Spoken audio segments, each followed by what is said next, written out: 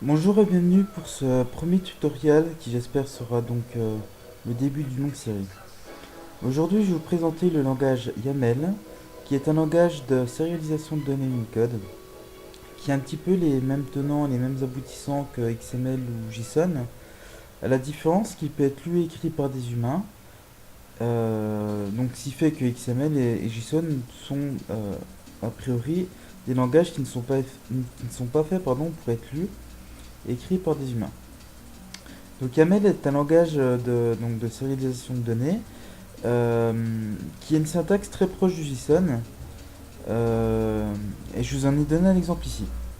Alors, je vais plus tard utiliser la bibliothèque Symfony YAML pour lire et écrire du YAML. Donc elle est disponible sur components-symfony-project.org dans le répertoire YAML.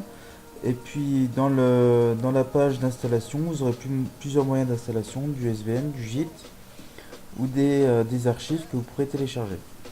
Donc moi avant de commencer à parler un petit peu du YML, donc j'ai téléchargé la librairie qui se trouve la bibliothèque pardon, qui se trouve dans le répertoire YAML, donc qui est composé de plusieurs sous-répertoires. Et celui qui nous intéresse évidemment le plus, c'est le répertoire lib, avec cette classe qui sera utilisée dans ce tutoriel. Donc YAML est un langage qui permet de structurer des données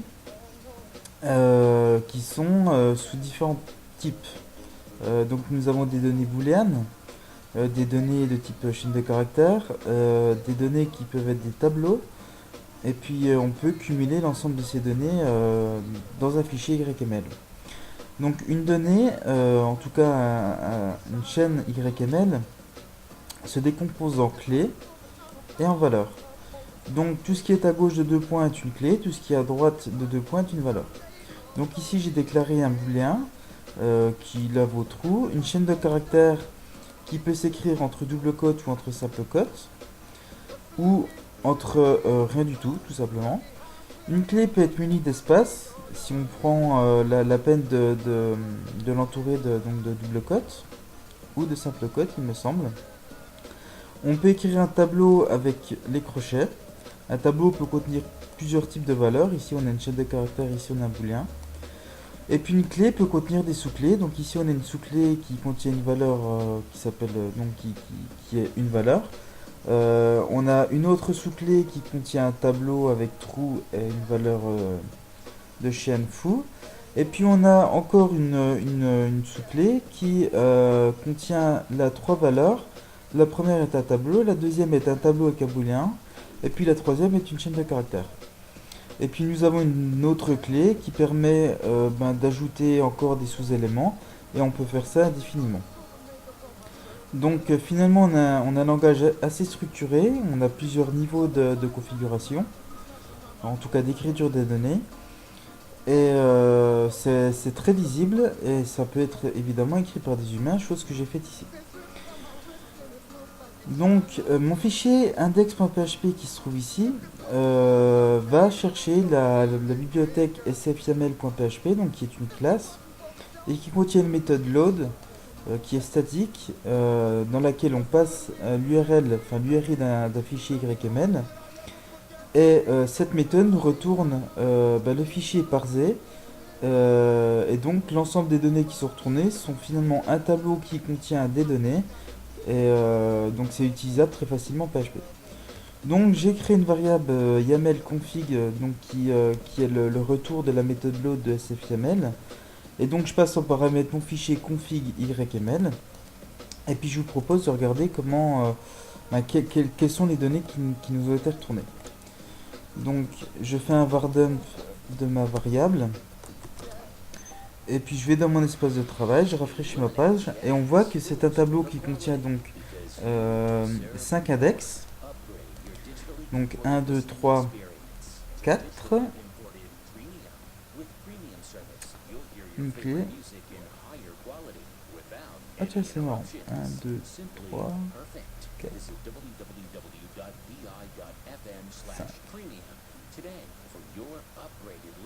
Ah oui, pardon, j'ai pas vu celle-là. Oui, donc c'est parfaitement logique. Donc je me suis fait avoir par la colorisation syntaxique. Donc il nous tombe bien un tableau avec 5 index, les 5 index donc, qui sont nos 5 clés ici. Et puis chacune des clés contient les valeurs qu'on aura précisées, qu'on leur aura précisées. Donc on a bien un booléen pour notre booléen, on a bien une chaîne de caractères, on a bien une clé munie d'espace, avec notre chaîne de caractères qui n'a pas été entourée de double cote. Et puis on a bien notre tableau avec nos deux valeurs dedans. Et puis pour une clé qui est sans doute la partie la plus complexe de notre fichier YML, on a bien l'ensemble de nos valeurs, avec notamment pour une clé contenant des tableaux, nos deux tableaux, notre valeur de chaîne de caractères qui se trouve ici, et puis notre sous-clé, encore une sous-clé qui contient là une chaîne de caractères. Voilà, donc c'est plutôt simple. L'ensemble des données qui nous ont retournées sont celles qu'on aura bien spécifiées ici. Et donc on se rend bien compte que YAML permet de configurer rapidement un ensemble de données sans forcément se doter donc, de langages un peu plus complexes à écrire comme le JSON ou le XML. Le problème, c'est que si on veut récupérer une de ces valeurs, eh bien on devra utiliser la complexité des tableaux multidimensionnels de PHP. Et par exemple, si je souhaite afficher encore une sous-clé, donc la valeur, etc., il faudra donc que j'imprime l'entrée encore là, une sous-clé qui est contenue dans notre clé, une clé contenant des tableaux. Voilà. Tac. Elle-même contenue dans une clé. Voilà. Donc c'est pas forcément... Ah, pardon, j'ai mis un accent, il n'y en avait pas. Donc c'est pas forcément non plus, disons, simple, en tout cas pratique à utiliser. Et je vous propose d'implémenter une nouvelle fonctionnalité dans SF YAML qui nous permettra d'aller chercher nos différentes informations beaucoup plus simplement.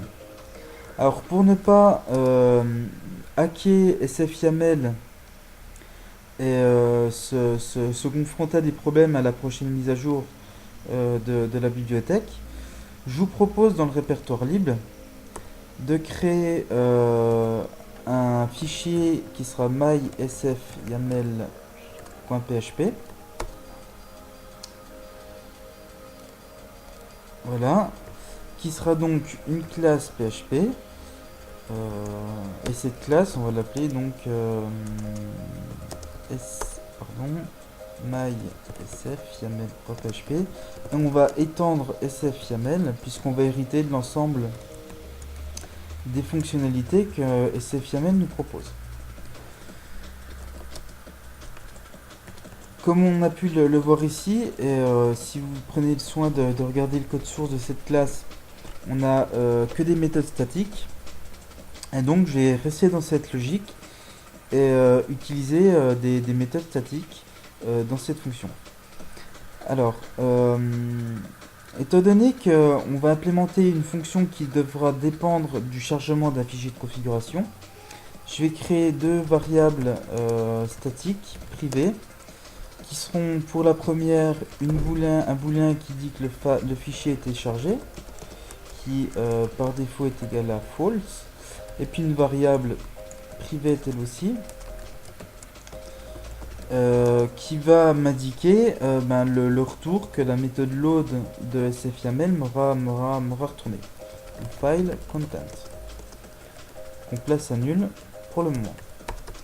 Donc on va surcharger la méthode load de sfyaml dont la signature est la suivante. Donc c'est une variable, une méthode publique statique load qui prend en paramètre un fichier input.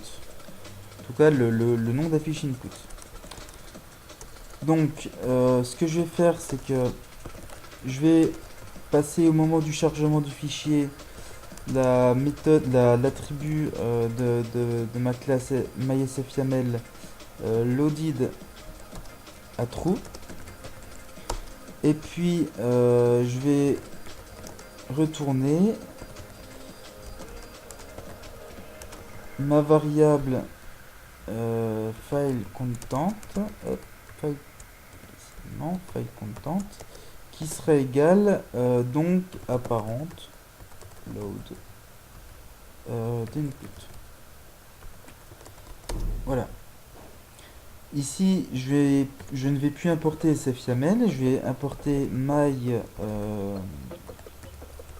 SFYAML.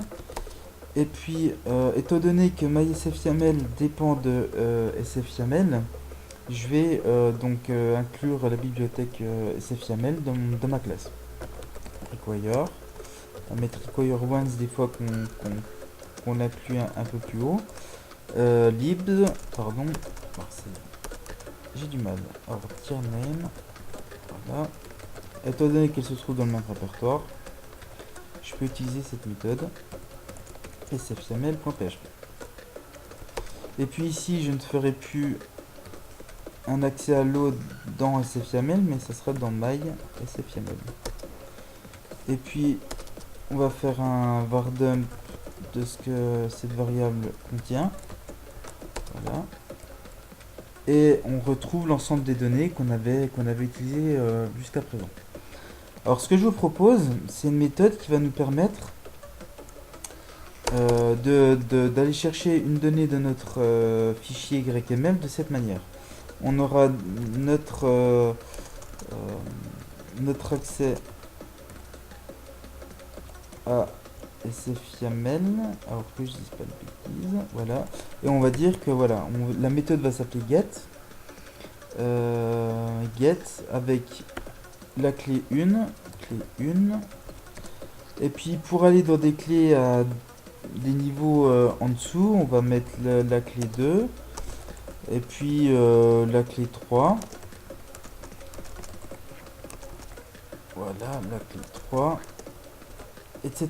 Donc, ce qui va nous permettre d'aller chercher dans clé 1, la sous-clé clé 2 et puis la sous-sous-clé, la clé 3. Donc, ça permet simplement d'être plus rapide à l'écriture et puis de rendre les choses a priori plus simples. Donc ce qu'on va faire, c'est une méthode qui va s'appeler get, qui sera elle aussi statique, get, et qui prend en paramètre la variable qu'on souhaite, en tout cas la clé qu'on souhaite récupérer. On va mettre ok, voilà. Public static function. Alors l'algorithme il n'est pas très compliqué. Dans un premier temps, on doit faire attention à ce que le fichier ait bien été chargé. Donc if self file loaded est à false, bah à ce moment là on génère une exception, throw new exception, file not loaded yet. Please see SFYAML load méthode. Voilà. Donc on génère une exception si notre fichier n'est pas chargé. Et à l'issue de ce test, on sait que le fichier sera chargé. Donc l'algorithme est assez simple. On va déjà placer dans une variable que je vais appeler road, parce que finalement c'est un chemin qu'on passe en paramètre de get, le contenu de cette variable qui aura été défini dans la méthode load. Voilà. Et puis ce qu'on va faire, c'est que notre variable key, on va la splitter suivant le point. C'est le point qui va délimiter les différents niveaux de notre fichier YML. Et puis je vais l'appeler parts. Donc on va créer un tableau donc qui va être assigné à la variable parts avec la fonction exploit qui prend donc le premier paramètre, un séparateur, et puis le deuxième paramètre, la chaîne la chaîne de caractères à splitter. Et l'algorithme est plutôt simple, on va dire tant que c'est vrai. Donc dans cette boucle, on va retourner à un moment donné à un autre une valeur qui va arrêter l'exécution de la boucle. Et tant que c'est vrai, donc on va exécuter le code qu'on va écrire ensemble.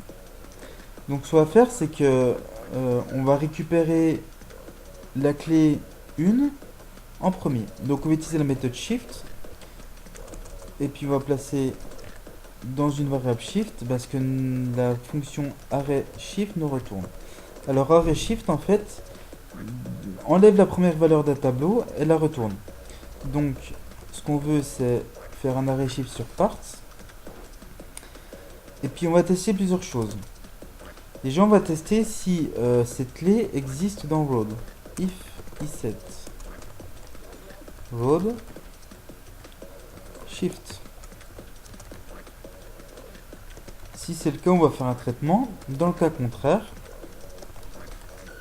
on retourne une valeur nulle. Et donc la clé qui aura été passée en paramètre de get, ici, va finalement avoir une valeur nulle. Ce qu'on va faire, c'est que on va regarder ici, on se trouve finalement à la dernière clé de notre variable key. Alors pour ça, et comme array shift enlève à chaque fois du tableau la première valeur, il suffit de tester que parts finalement est vide. Quand parts est vide, mais il suffit de faire un return de road et puis de shift à l'index shift.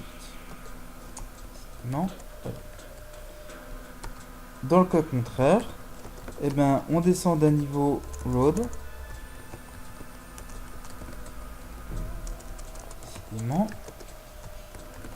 en disant qu'il devient qui prend la valeur donc du tableau au niveau n-1. On va tester ça. Donc je vais faire un echo mysf yaml get, et puis ce qu'on voulait, alors je vais recharger mon fichier yml, c'était cette valeur là. Donc on va spécifier la première clé à aller chercher, la deuxième clé à aller chercher, et puis enfin la troisième. Hop.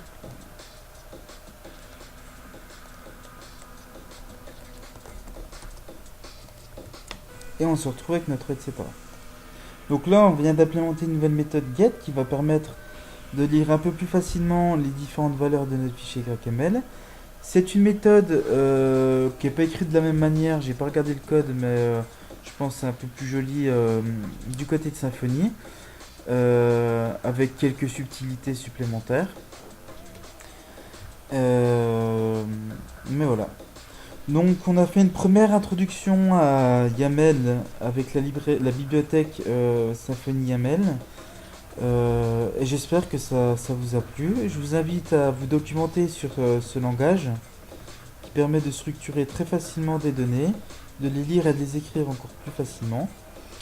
SFYAML est muni de plusieurs méthodes. Donc il y a load entre autres, mais aussi dump. Alors pour terminer le tutoriel sur YAML, et pour montrer une petite différence qu'on a avec JSON, ce que je vous propose, c'est d'utiliser la méthode dump. Alors ce qu'on va faire, c'est qu'on va faire un var dump de YAML, et sauf que finalement on va appeler SFYAML la méthode dump. Et puis vous allez voir une petite différence pour ceux qui ont déjà utilisé JSON avec les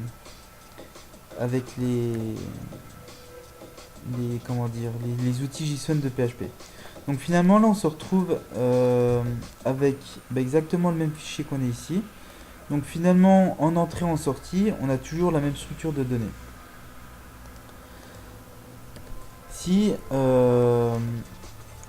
si j'avais utilisé JSON, voilà ce qui se serait passé. Donc je vais faire un JSON encode, pardon, c'est JSON encode, non, de YAML config. Donc voilà la structure d'un fichier JSON. Et ce qu'on va faire, c'est un var dump de JSON décode de notre JSON encode. C'est un peu tiré par les cheveux. Vous allez voir qu'il y a une petite différence. Avec JSON, ce qu'on a au départ, c'est un tableau, et ce qu'on a à l'arrivée, c'est un objet. Donc aussi un gros avantage à utiliser YAML, c'est qu'on ne se trouve jamais dans ce cas de figure où finalement, d'un côté, on a un tableau, et puis quand on fait un JSON de code, on a forcément un objet. C'est une particularité qui fait que YAML est a priori très intéressant. En tout cas, il l'est pour moi. Il est utilisé dans Symfony en complément de PHP et de XML pour la version 2 du framework. Et je pense que c'est une excellente alternative à XML et à JSON pour écrire des fichiers non pas de données denses, hein, c'est pas un outil pour faire comment dire, disons une base de données de données assez dense.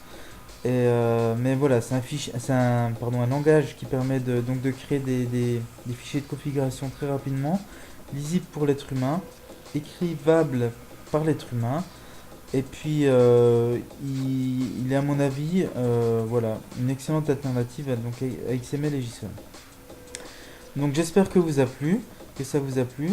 J'espère que je pourrai faire de futures introductions à d'autres outils, que ce soit du code ou éventuellement des logiciels. Et puis je vous invite à visiter mon blog www.deblane.fr. Et puis je vous dis à une prochaine fois.